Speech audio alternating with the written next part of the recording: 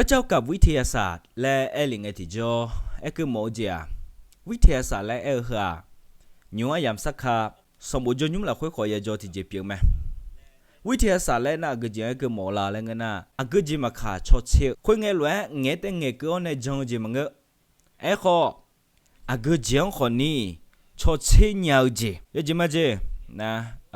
ช่วงโมดูลาสาวขอชดเชยที่เจ็บเปียงไหมเธอขอเป็นเรื่องของวิทยาศาสตร์เหมือนกันใจดีเจจ้ามิชาทองข้อเนตาเลนี่ชดเชยมิชาทองข้อกันในละมิชาทองข้อละคุยอาจิจิยาวละอาจิจิสสารอันละอาจิเอ็ม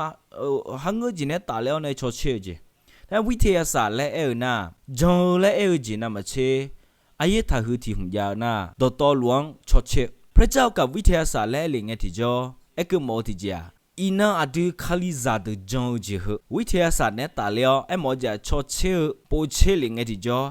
อดีมานี่คาลิซาเนี่ยจงเลยยาวจีงงาลาและแห่หัวเลยจีขอที่หุ่นเปียงอะไรยูเจียนะบทที่2ละคุยน่ะก็จีก็กงอะไรเงี้ยนะดาวเคราะห์เอกสิทธิ์ดาวเคราะห์เอกสิทธิ์และหัวจังคือโมละดาวเคราะห์เอกสิทธิ์และน่ะกูเจและโมไหมกูเจและหัวจังคือโมละดาวเคราะห์และหุ่นน่ะดูมิชาทองข้อเสียงคือโมไหมเอกสิทธิ์และน่ะอุเจเรนะมาดูเลี้ยวนั่นเองดูโจหลัวมิชาทองข้อเสียอุเจเรชอบมาดูเลี้ยวพิเศษดีๆเนี่ยกูที่สิเปียงดูมิชาทองข้อขอกูเปียงไหมนะก็คืออยู่ในกลุ่มที่เขาดาวนั่นแหละ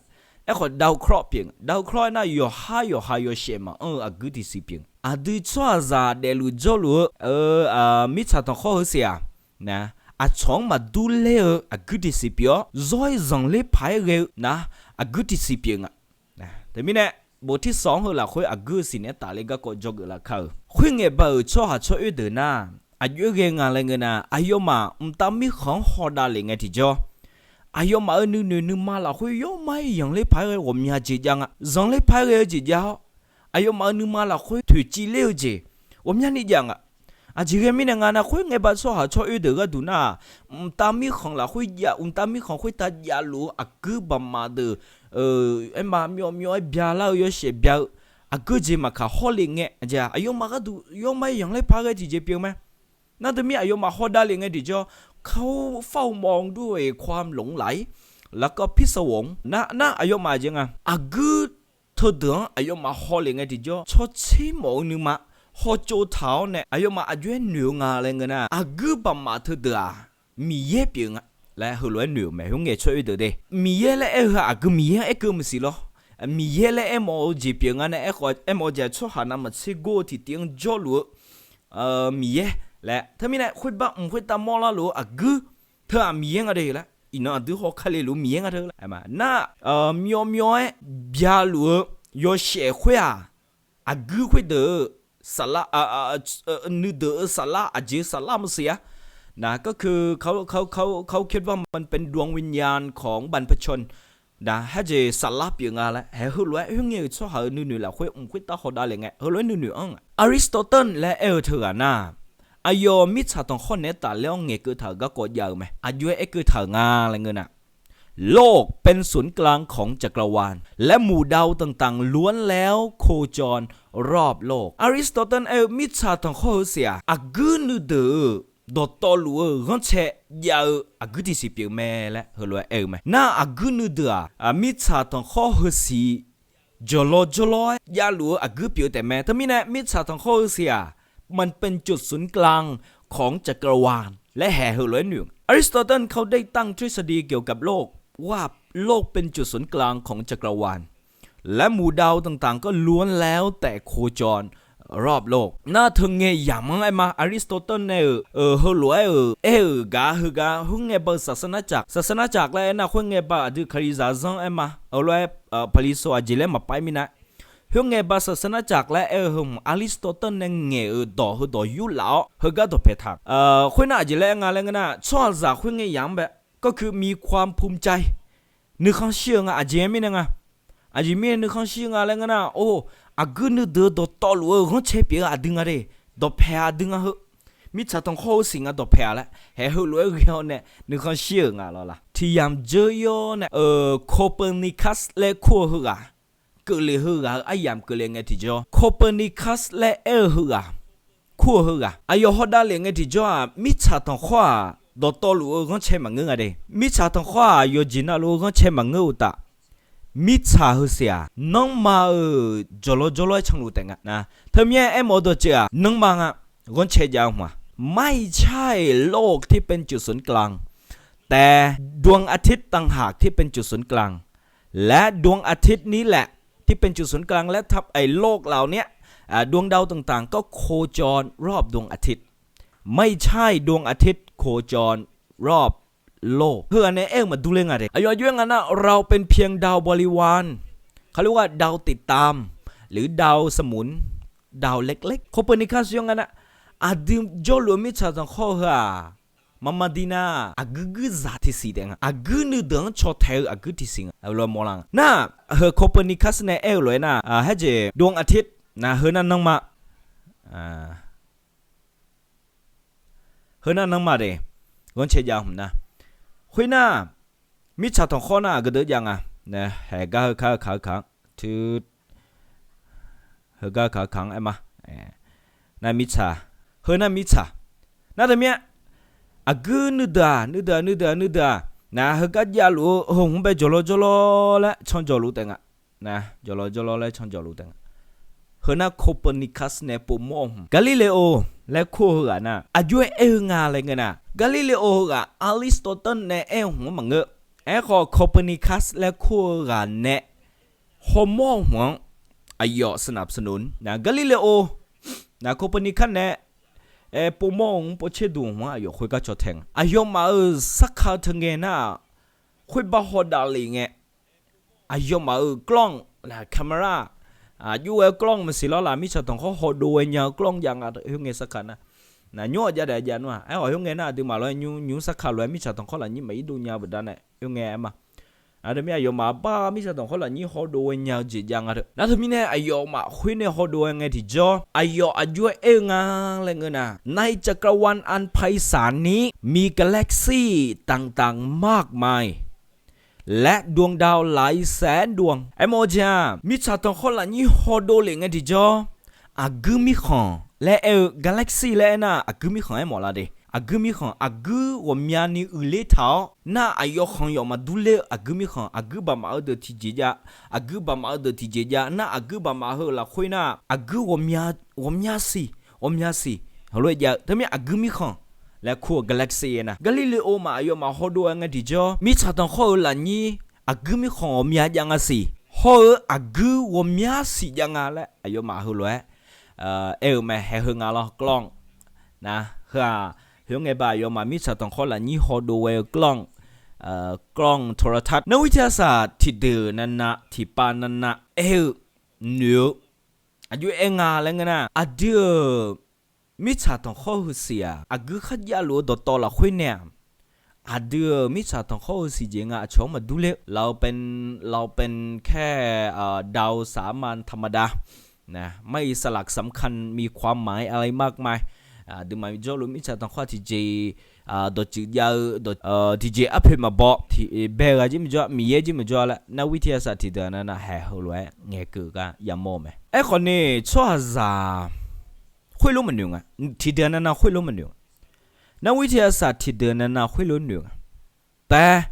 ก็อีกหลายกลุ่มหรือมนุษย์หลายกลุ่มก็ไม่ได้มองและไม่ได้คิดแบบนั้นเหมือนกันอายุยังมนุษย์เฝ้ามองฝากฟ้าด้วยความรู้สึกที่แตกต่างออกไปอายุมาชอบนู่นเราค่อยยุ่งเหยิงอะไรกันนะบนฟ้านะอดีมาฮอดาเลยเฮกาเดลเจอดีชอบแต่มังเงะกูนู่นเดือดขอกูคุยกับมอลากาคนนี้เดลเจจอลูจิงเสเนอาลามเนี่ยอดีมาชอบจัดแต่เดมังเงะบ้ากูอดีมามอลากูเดือดคนนี้เดลเจจอลูจิงและชอบนู่นเราค่อยแห่หัวล้วนเหนือนั่นทำไมอายุยังเราหวังว่าสักวันจะมีเพื่อนบ้านจากดาวดวงอื่นมาเยือนเราน่าจะไม่โดดเดี่ยวชอ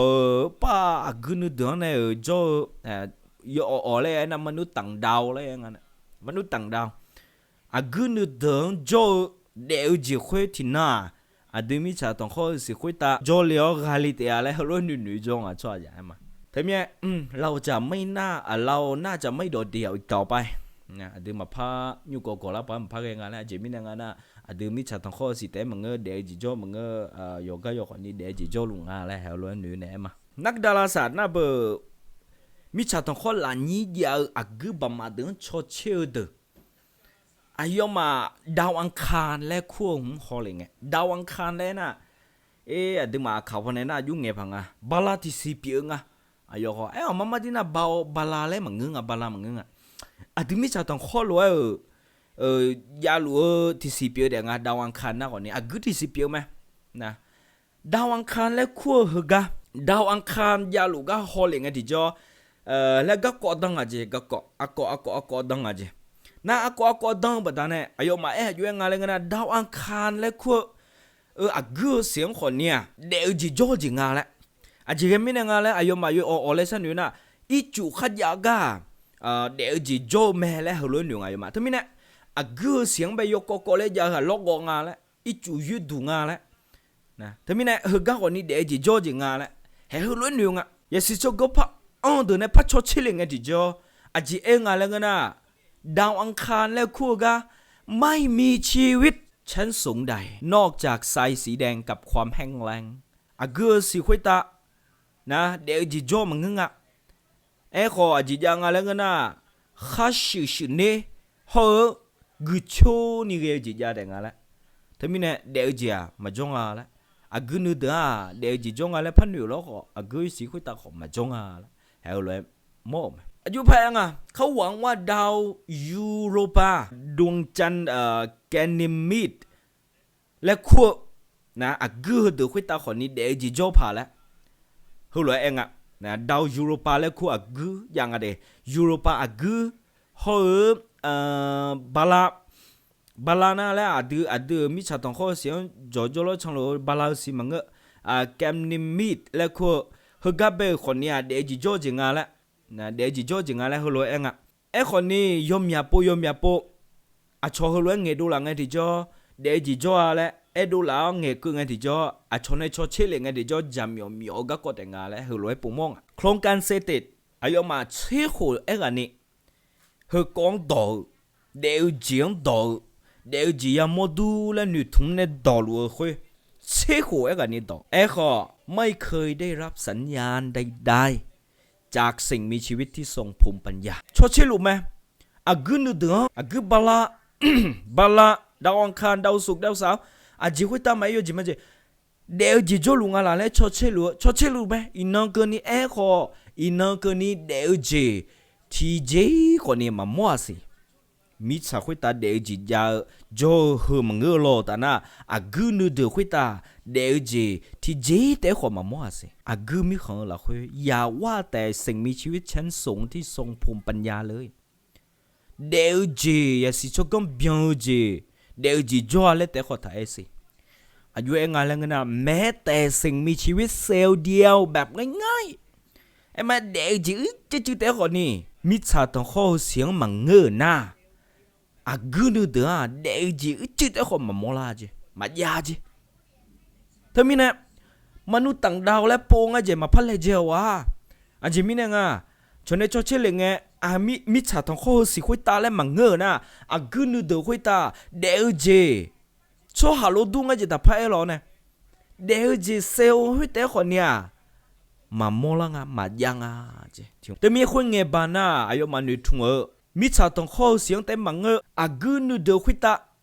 กูบามากูมีของคุยตาคนนี้เดี๋ยวจีวมีนี่โจพาเล่นนึกทุ่มเท้าจีคุยเดี๋ยวจีแต่ขอไทยช่วยเลยเดี๋ยวจีจืดแต่ขอมายังมาจงก็เลยโมลังแต่มีโมโดจีเดี๋ยวจีคุยมิชาต้องข้อสิคุยตาโจเด้งกูจีเดี๋ยวมาค่ะชัวหาเดี๋ยวมาค่ะจีซาเดี๋ยวมาค่ะบัวป่าเดี๋ยวมาค่ะยอดเดี๋ยวจีเล่มาแต่มียอดเดี๋ยวจีคุยกูนึกถึงโจไม่รู้มาโจมิชาต้องข้อสิคุยตาโจเด้งและโมลังแต่มีมิชาต้องข้อเสียเอกสิทธิ์พิเศษอุเจเร็วชอมมาตุเร็ว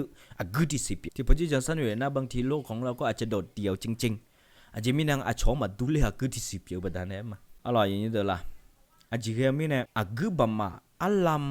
ลัมเสียงเนี่ยอยากอักบัมมาอักมีของเธอฮื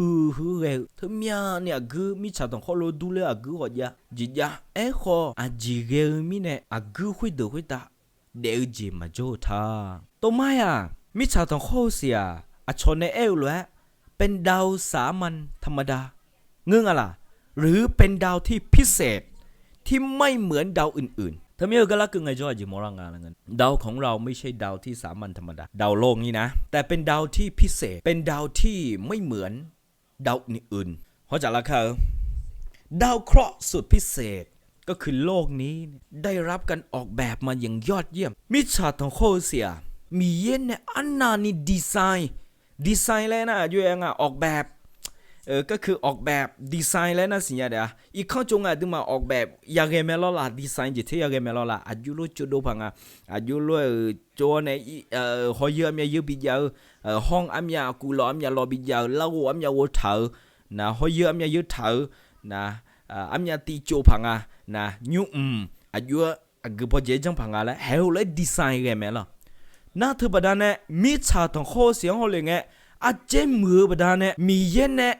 อันนั้นนี่ดีไซน์โดมือเธอกะก็อย่ามองอะไรอย่างเดียวโลกของเราเนี่ยเป็นดาวเคราะห์สุดพิเศษที่ได้รับการออกแบบมาอย่างยอดเยี่ยมไม่เหมือนดาวอื่นๆก็ถูกออกแบบมายอดเยี่ยมเหมือนกันนั่นแหละแต่ดาวเคราะห์ดวงนี้เป็นดาวที่พิเศษที่ไม่เหมือนดาวอื่นๆยุ้งสักขาชดเชยชดหาแนฮอลลิงกันที่จออายุเองอะไรเงินน่ะโลกของเราเป็นดาวเคราะห์สุดพิเศษไม่มีดาวแบบนี้ในจักรวาลนี้ยูโชเชชัวอยู่ยังไงล่ะกันนะมิชาตองโคเซียโซไมพิเศษอุเจเรอากุติสิเปียงอะไรอดึงมาจอโลกาแล็กซี่มิคอนและอากุมิคอนเฮอละคุยมิชาตองโคสิลอยดูเลอากุนึเดมายังไงเจมิชาตองโคสิยาดังอะไรดวงดาวที่เหลืออีกมากมายแสนล้านดวงไม่มีดาวที่จะสามารถเกื้อกูลสิ่งมีชีวิตชั้นสูงได้แม้แต่ดวงเดียวจักรวาลเฮละคุยอากุอาเซลามเนี่ยยาลูอากุฮมียานิยาลูละคุยเนี่ยคนนี้เดวจีโจญานิเดวจียาญานิเดวจีโจญานิที่จีมาจากอากุมิชาต้องเข้าสิมังเงินนะเหตุที่เป็นเช่นนั้นเพราะว่าในอวกาศอันวังนี้มีอันตรายมากมายมิชาต้องเข้าละนี้โจมไหมช่วงตื่นเล่าจีเดี๋ยวจีมาจนยันนี่เกี่ยวจีว่ามีอันนี้ยังโนวาและซูเปอร์โนวาและก็โนวาซูเปอร์โนวาและหาจีหมอลาและเงี้ยนะมันก็คือการระเบิดชอบปาเลาจีดาวฤกษ์จีลอมอะไรงั้นซูเปอร์โนวาซูเปอร์โนวาเฮน่าโจไม่อันตรายที่เจ็บยังโนวาซูเปอร์โนวาเฮกามิชาต้องคนละนี้ยาวอักนูเดยอฮายเชอังอักนูเดมาชอบปาลากาก็มองไหมน่าเหรอชอบปาลาไงที่จออายุดเพดยาวอากุนเดินโจไม่เดินเลยไงเด้น่าทำไมเนี่ยเฮโลดาวฤกษ์และเหรอชอบปาลาไงอากุนชอบปาลาไงที่จออายุดเพดเจียาวอากุนเดินโจเดินเลยน่าอากุนเดินนะคุยตาเดี๋ยวจิมาโจนย้ายปีละไงยูจิมาจีอาเดิมมิชาตองข้ออากุนเดินดเพดยาวอากุฮดตัวเราชอบปาลังไงมาเด็กข่าวเลยเนี่ยหรอนัวอินนะอันเดมิชาตะข้อจอเราชอบอะไรตะข้อมาจอนเนี่ยอาจจะยังมีงานน่ะโนวาและซูเปอร์โนวาและเทียมทับปีเล่าไปได้เนี่ยเทียมมาทับชอบปาเล่าไปได้เนี่ยอันเดมิชาตะข้อเดือดละแม่ขออินนะอาจจะยังอันเดมิชาตะข้อมาเดือดละงานเลยอย่าหอดอะไรเงี้ยหลุมดำและคู่ขอพัดยังสิหลุมดำและคู่ขอพัดยังหลุมดำเฮอจิลานะดูคนนะมิชาตะข้อละนี่อากุมิคอนเฮอดอกแพคนเนี่ยหลุมดำดูคนนั้นแล้วคู่อย่างหลุมดำน่ะเป็นบริเวณที่มีแรงดูดมหาศาลหมอน่ะสู้จอมไม่เข้าสู้ที่เจ็บยังและจีล้อสู้นะถ้ามีอันตรายผมยันนี่ยังถ้ามีเนี่ยโยเชมาเฮก็ชงเจน่ะเฮก็หลุมดำดูคนนั้นแล้วคู่เนี่ยบิสูจังแต่มีอาจจะมีชาตองข้าหากเหอดอกเพมายามเนี่ยจอไม่มือที่เจ็บยังอากุสิมาค่ะหลุมดำและขั้วเฮมดอกเพอีน่ะอากุวิเสียหลุมดำดูของนางในยาบิสุจังค คุยแต่มึงใจดีๆพัดยังสิอันตรายผัดอันตรายดื้อๆผัดเลยรังสีแกมมาและคู่พัดยังสิรังสีคือน่าโดเปียงโดดีๆเปียงยอเชียโดแล้วขอให้ยังดูมาคาโดนะมันยาวประดานเนี่ยมาใช่ไหมรวมถึงรังสี X และคู่ของพัดยังสิคุยแต่มึงโดนึดเดือพัดยังสิคือเป็นคลื่นแม่เหล็กไฟฟ้าที่เราสมจะละมาสัวกะถึงเปียวเนี่ยน่าชัวร์จะเดี๋ยวเจียงขอละจอยเดี๋ยวเจียงละเสียงที่เจียงขอเปียงรังสีคือเดือเจียมาโดคือเดือก็เดินในเพียดูเลยอะไรเงี้ยนะมาคุยก็อาศัยดูของนาและคุยช่างในเพียดูเลยรังสีคือโดคือหรอน่าโดคุยดูเลยที่เจ้าก็มองนี่อีขันยังไงเดเจอีขันยังแบบนั้นนะตัวเพจยาวตัวเพจตัวเจยาวกูนึกถึงโซไม่เดือดเลยขอหลักเชื่อพาร์น่ะดูจอลุมิชาตังขวาคือดูเพียกลีเนี่ยพาร์กันมาจ่อทั้งนี้เนี่ยลังสีโดและหงถุจีน่ะนักกอปิลาอันนี้ชิญญาจีเปียไหมคุยแต่มึงสิดูมิชาตังขวาไหมจีไหมมิชาตังขวาหลังยี่ก็แบบกูที่สีและชุดหัวยาดูดึงนั่นทั้งนี้เธอก็ขอยอยยังเธอก็ขอยอยยังแบบนั้นเนี่ยเดี๋ยวจีจอและมาอ่องขอดูมิชาตังขวาน่ะคุยละคุยในบุญยังมาการดูที่จีเปียถ้าไม่ได้อย่างนี้เด้อมีระบบสุริยะของเราดูมาจอลูกูมีของหุ่มนั่นว่าอันนั้นนี่ก็เหมือนอะไรกันนะได้รับการปกป้องเป็นอย่างดีช่วยมาเนี่ยมิชาทั้งคนอันนี้ก็แบบอันตรายว่ามีจิตยาหลุมดำสวงก็ขอยากูนะกูที่สิช่วยตัวก็ขอยากูคุยแต่มันนะรังสีแกมมาและโดคือเพียดูเลยก็ขอยากูช่วยรวยช่วยรวยซูเปอร์โนวานะฮะจีกูชอบปลาคุยเดือดละก็ขอยากูขออินาดูจอลัวมิชาตั้งข้อสิจอดยาลัวกูมีของหัวของน่ะชอบมาดูเลยทีเจียระบบสุริยะและคุ้งดูจอลัวนะระบบสุริยะหุ่มน่ะชอบมาดูเลยทีเจียนะหัวรวยเกี่ยวจีมาเดือดละยาจอดุงยาลุงเธอไม่หัวเลี้ยงดีจอถูกวางถูกที่เธอไม่เนี่ยระบบสุริยะหัวละคุยเดี๋ยวจีจงยังคุยดึงมาจริงๆระบบสุริยะละคุยกูมิชาตั้งข้อสิยาระบบสุริยะหัวละคุยดูมิชาตั้งข้อสิคุยตาจอลุงเนี่ยนั่นทำไมหัวกันน่ะอันตรายหัวมันละเกินยังทำไมมิชาตั้งข้อสิคุยตาเดี๋ยวจีจงยังกาแล็กซี่และนะจักรวาลของเรากูมีของและหัวอินาดึงมาจอลุมิชาตั้งข้อสิยาลัวระบบสุริยะแต่มึงอยากกันรู้ไหมกาแล็กซี่ว่ามีกาแล็กซี่ยังไหมมองจะกูมีของว่ามีนี่กูมีของยาวไหมขอเดี๋ยวจีจอนยานี่กูมีของที่ของยังกาแล็กซี่แล้วนะกูมีของอาณาจักรของดวงดาวและอย่างเนี่ยไทยนะกาแล็กซี่ประกอบด้วยก๊าซฝุ่นและดาวฤกษ์หลายพันล้านดวงแต่เมื่อกาแล็กซี่ที่กาแล็กซี่ละคุยกูอัลลัมเนี่ยยาวเนี่ยกูว่ามีสียาวจะเล่ขอยาวก๊าซเล่คู่ขอยาวเขาเลือกคือไหมคนนี้กาแล็กซี่ว่ามีนี่ยาวกันเนี่ยเดี๋ยวจีจอนยาวกูมีของที่ของยังกูมีของคุยของอยู่คู่งาอะไรเงี้ยนะกาแล็กซี่สุ่มจียังไงอย่างนี้ตัวกาแล็กซี่มีอยู่3ประเภทกาแล็กซี่แบบกังหันกาแล็กซี่แบบกังหันเลยนะดับเบิลหรืออะไรดับเบิลหรืออะไรกูมีของที่เจเดียต้องไปเจกาแล็กซี่แบบกังหันแล้วควรภาษาไทยน่าเดน่ากูนี่เจดีเจน่ากาแล็กซี่แบบรีโยจูเลยกูมีของสุ่มเจดีเจกาแล็กซี่แบบไรรูปทรงพิอนามาซิลาอันนาเรมาซิลาโยเปียวสาเรกูมีของที่เดือและขอยังขอหึมยาเตยานุ่มเงือกนะคนนี้มาเฮรถยังสุ่มเจกาแล็กซี่แบบกังหันเฮงดูมีชาตะโคยาลัวแล้วมีกูมีของ3ประเภทสุ่มเจยากันเนี่ยเดี๋ยวจีจอนยาเซฟโซนแล้วนะคือพื้นที่ปลอดภัยนะมอจะอันตรายมายาวจดว่าให้หุ่มเปียงกังหันแต่ไม่เนี่ยแบบกังหันดับเบิลเลยกูมีของเฮก็ดอกเพลละคุยมันก็น่าปลอดภัยภายเร็วจดดูเซฟโซนมายาวขอดับเบิลเลยกูมีของก็น่าเซฟโซนยังแต่ไม่ดูระบบสุริยะกาแล็กซี่แบบกังหันสปิโรและคู่สีเราภาษาอังกฤษนะตัวเลยสปิโรกาแล็กซี่ให้กาแล็กซี่ของมือเราคุยเคืองดูระบบสุริยะมีชาตังข้อยาลัวกูมีของนายมามีเฉพาะกาแล็กซี่แบบกังหันมีบริเวณที่ปลอดภัยหรือเซฟโซน ที่ดวงดาวเนี่ยจะสามารถให้กำเนิดสิ่งมีชีวิตได้เดี๋ยวจีจะเนี่ยกึมีของไอ้มาแห่เหแบบกังหันดับเบิลโลกอะกึมีของโลกของเราก็อยู่ในกาแล็กซี่ประเภทแบบกังหันดึงมิชาตองโคสิคนนี้ให้จีรอกาแล็กซี่แห่หัวหลักคุยโจบเนี่ยกาแล็กซี่แบบรีโยจูและเรลกาแล็กซี่หัวหน้าเราเนี่ยโยจูและเรลกึมีของหัวหน้าจีและเรงานและเงินหน้าวงโคจรระบบต่างๆในสุริยะเนี่ยก็คืออายุยังอายุจู่ๆแล้วก็กึมีของหลักคุยยาลัวกึนึดนะอายุช่องคุยระเบียบมาจาเจระบบระเบียบมาจาอยู่ฮักก็อยู่ฮัมมาบ่นะอยู่ฮักก็อยู่ฮัมมาบ่นะให้เจอเทียนนะพออีเทียนนะพออีละให้หูแล้วก็กึคุยเดือระบบระเบียบมาอย่างอ่ะเขาอายุมาอย่างมันคล้ายกับฝูงผึ้งบ่าเลยเราบ่าโยเลยนะทั้งนี้เนี่ยมีโอกาสเยอะที่ดาวเหล่านี้จะหลุดเข้าไปในเขตอันตรายที่เรียกว่าหลุมดำหรือซูเปอร์โนวาช่วยเลยต้องเป็นไงคือแหละมันในโนวาซูเปอร์โนวาคือชอบปาเล่าจิตยาละ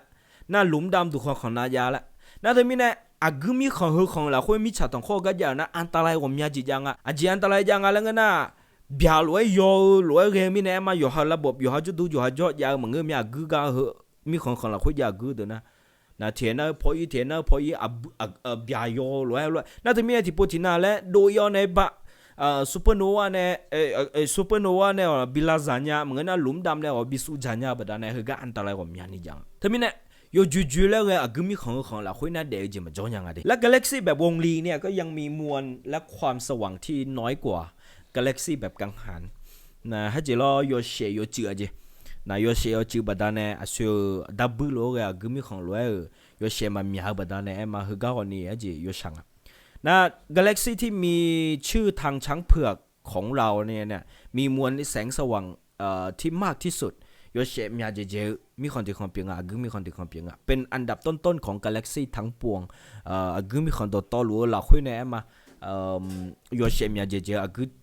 กึมีคนที่ความเปลี่ยนการที่มีมวลจำนวนมากเป็นสิ่งที่จำเป็นต่อการเพิ่มแรงดึงดูดเพื่อให้อะตอมของแก๊สไฮโดรเจนและก็ฮีเลียมสามารถรวมตัวกันเท่านั้นอะคาดอมันยะ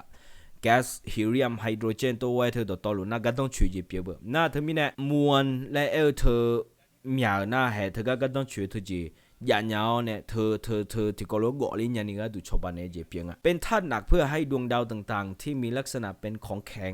ได้ในกาแล็กซี่ขนาดเล็กเนี่ยอาจจะไม่มีธาตุหนักมากพอจึงไม่สามารถที่จะมีดาวเคราะห์อย่างโลกได้แม้แต่ดวงเดียวน่าจะมีเนี่ยกาแล็กซี่โยจูกาแล็กซี่นูเดอร์ละคุยน่าแห่หัวเรือจีมาจากบดาในมาเฮก็มิชาต้องข้อหรือเรือคือเฮคุยกันมาอย่างไงล่ะซุ่มเจดีนะกาแล็กซี่แบบไร้รูปทรงนะพิจารณามาสิลาจอยมาสิลาเรือคือมีของอายุงานน่ะกาแล็กซี่แบบกังหันเป็นกาแล็กซี่แบบเซฟโซนเดี๋ยวจีจอนยันนี่กาแล็กซี่แบบวงรีเป็นกาแล็กซี่ที่อันตรายนะเดี๋ยวจีมาจอนยันน่าใจกาแล็กซี่คือมีของใจดีเจน่าว่าแหกอบามอลาลอยพิจารณามาสิไลเรอกุมิขังเฮคือของหน้าอายุเองอะไรเงี้ยนะคือไม่มีบริเวณที่ปลอดภัยเลยแม้แต่นิดนะที่ปล่อยจนยานี่มาเรอกุมิขังที่ของเปียงไอ้บอกนะอันตรายมากๆอาจจะประดานในอันตรายงานนะซูเปอร์โนวาเทียมมาทัชปาลาไอ้หมอจะเทียมมาทัชปาลาจีเฮกันกุมิของเราคุยยาดูนะเทียมมาทัชปาลานะจะปลดปล่อยรังสีแกมมาออกมานะโดคุยเทียมมาทับเพียดดูเลยน่าโยจิมาเจอดึมิชาตองโคก็คือมีของตัวเพจยาวแล้วนะอดึมิชาตองโคก็เหมือนยังจิมิเนี่ยน่าดึมาเดจิดึมาโจนยังกาแล็กซี่แบบไร้รูปทรงเนี่ยสำหรับกาแล็กซี่แบบไร้รูปทรงเนี่ยก็คือไม่มีบริเวณที่ปลอดภัยนะซูเปอร์โนวาเกิดบ่อยแล้วก็จะปลดปล่อยรังสีแกมมาออกมาแล้วก็เป็นอันตรายอย่างยิ่งต่อชีวิตทำให้โอกาสจะพบสิ่งมีชีวิตนั้นน้อยมาก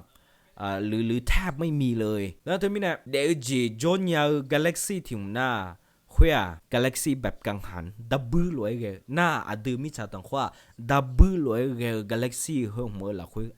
นะอายุจอนเนี่ยจีเรียมีดูมามิชาตังว่ากาแล็กซี่แบบไร้รูปทรงเฮกันมันยาล่างเนี่ยโยจิมา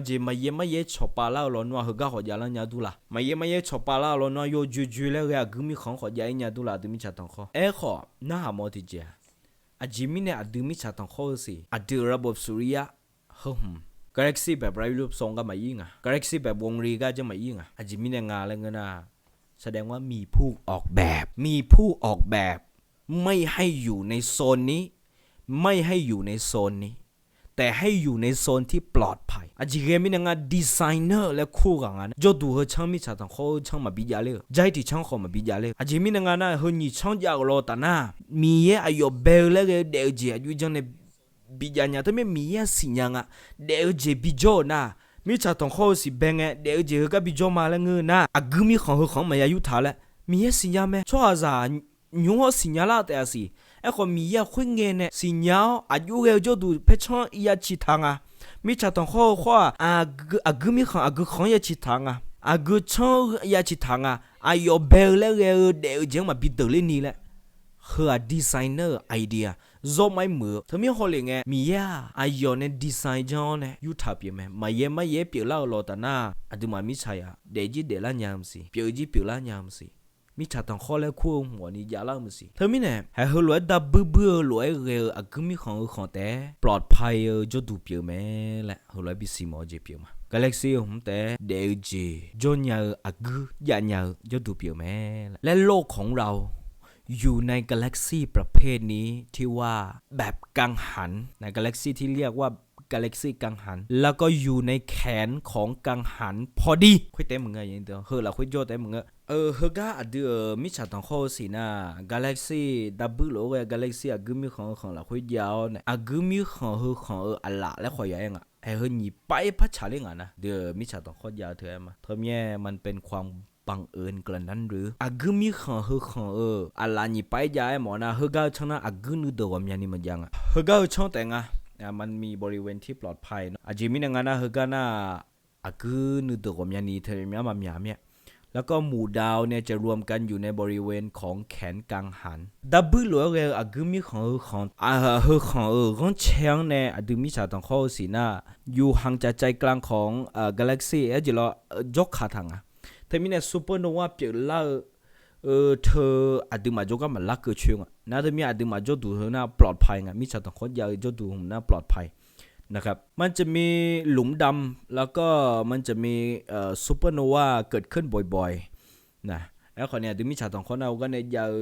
คุยยาขาเยอะเถอะยาขาคุยเฉาแบบนั้นเนี่ยมันลักเกิดช่วงอาจจะมาจก็ถ้ามี